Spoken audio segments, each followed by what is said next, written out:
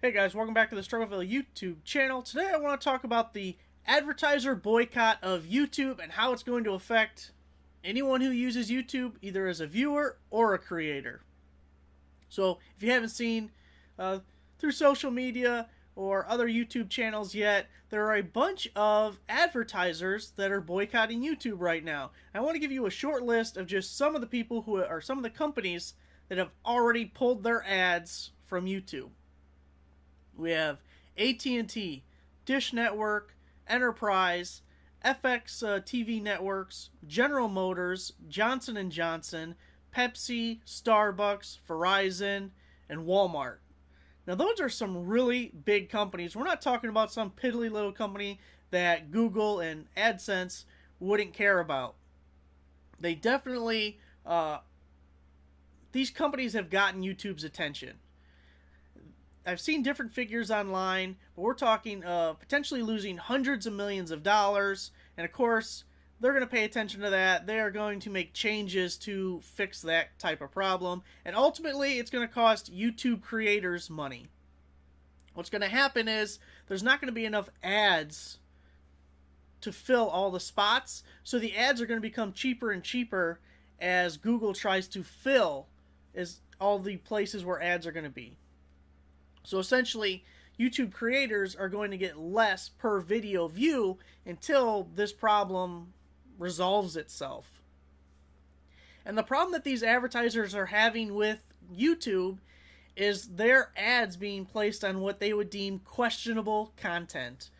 And it's a really interesting situation for me because on one point I feel like it's a free speech issue, but then we're talking about private companies, so there really is no free speech. They can do whatever the hell they want. So it's a weird dichotomy and where I fall in line, because as a YouTube creator, yes, I do make income from my videos, so I don't want to see that income go down, but also I'm a YouTube viewer. And I watch different channels that are going to be affected by this. And if these creators stop making content because they're not making money anymore, well, then that negative affects me also. So one thing that is unfortunate about it is these advertisers don't want to be on controversial topics. They don't want to be on...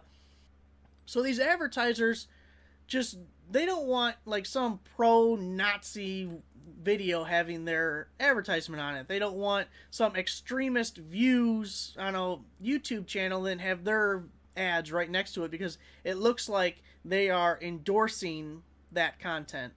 But the problem is it's very hard to filter, and it's all done with bots. It's all automated. There's not a human actually looking at any of these things.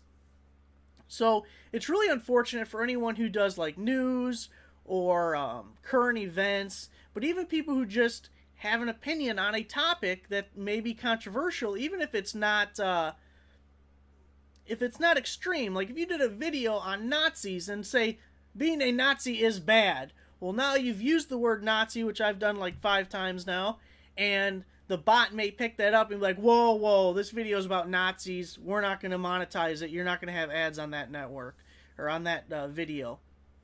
So it can really negatively affect people that it was never purposefully supposed to affect. And I was reading an article from The Guardian, and I found one interesting statement that I want to read to you guys. It says, the companies pulled their ads after the Wall Street Journal found that Google's automated programs placed their brands on videos containing racist content. Now, Wall Street Journal, it's been around forever, but it's not something that I pay much attention to. I can't tell you the last time I read a Wall Street Journal or went to their website, except for one time. Because about a month ago, the Wall Street Journal was kind of a big topic around YouTube and social media. And I was thinking, what was it? Why was I on Wall Street Journal's website? Because that's just not something I typically do. Tell me if you remember this headline from the Wall Street Journal. Disney severs ties with YouTube star PewDiePie after anti-Semitic posts. That's right. The Wall Street Journal is the one that started the whole PewDiePie is a Nazi thing. So they took a couple of his videos, they took clips, took things completely out of context, really trying to slander him and make him look awful. And I hate to be in a position to defend PewDiePie because I'm really not a fan. I've seen a couple of his videos, but it's interesting how the Wall Street Journal is really attacking YouTube. First, PewDiePie out of nowhere. They really have no reason to do this. At first, when I saw it, I'm just thinking clickbait. They're using his name. He's got millions and millions of subscribers. I'm sure there's more people that watch his videos in a day than people that go to the entire Wall Street Journal website in a day. So they're just trying to drum up some views and clicks on their ads. But now that they are at least one source behind companies pulling their ads, I'm thinking, wow, this is actually like an attack on YouTube and YouTube creators. And it's interesting because, for instance, TYT has talked a lot about old media and new media, and how new media like YouTube and bloggers and things that are maybe less structured and less corporate backed, directly anyways, obviously YouTube ads and stuff, but how there's like a struggle between the two, and how new media is taking over and old media is just a dinosaur, it's going extinct. And then when this came out, and maybe a couple days ago, maybe up to a week ago now, The Amazing Atheist made a video talking about old media attacking new media. And I just think it's really interesting how it's funny to see these major brands that have been established and been around forever, they actually feel threatened by people on YouTube. I mean, they wouldn't do this if they didn't feel threatened. This is like a Hail Mary at the end of the game, just try and stay relevant amongst a population who has forgotten about them. So it's just, I find it really interesting that they really are threatened. That's what this is all about. They're worried about being gone. So on my Twitter feed, I follow a lot of YouTubers, and I am just seeing tweet after tweet people talking about their videos being demonetized, meaning there are no ads on it and they are not making money on that video anymore.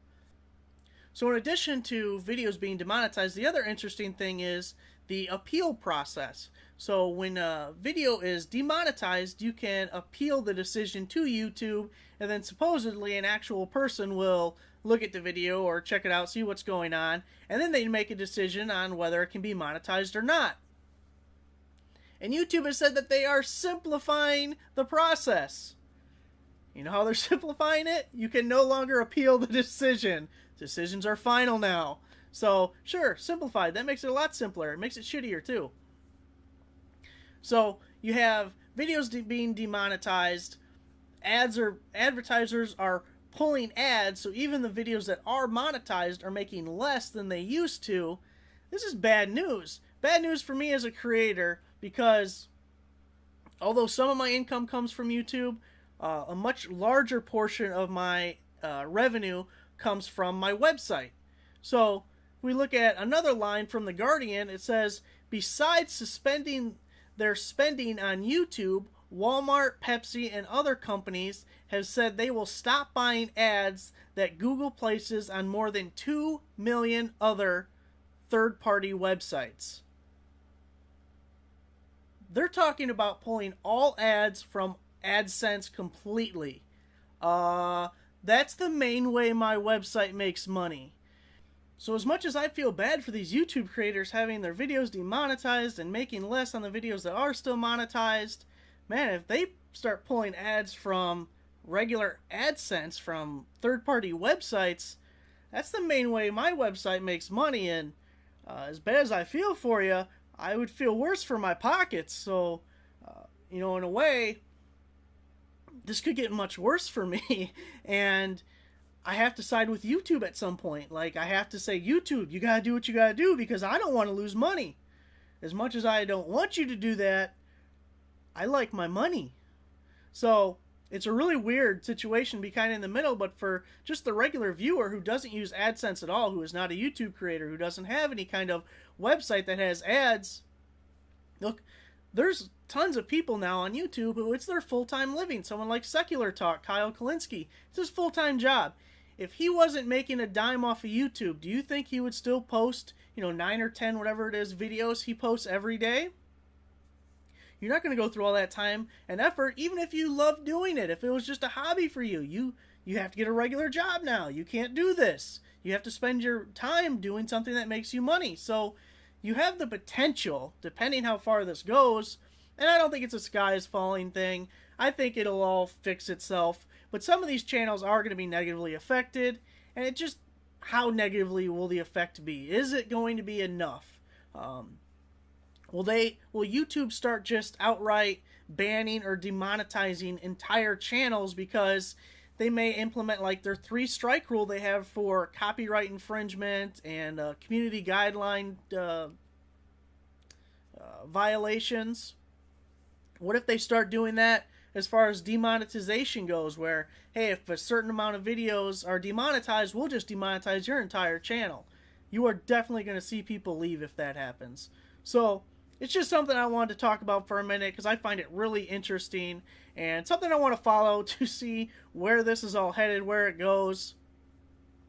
You know, if it wasn't for that pulling third-party ads, I'd be more of a bystander, just kind of interested in the topic. But as soon as I read the third-party ads might get pulled, which I think is bluffing, I think it's probably just them posturing to try and get what they want. But man, if they did do that, that would suck. So anyways, guys, thanks for watching this video. Make sure to give it a like. If you're not already a subscriber, subscribe to the channel. And thanks for watching.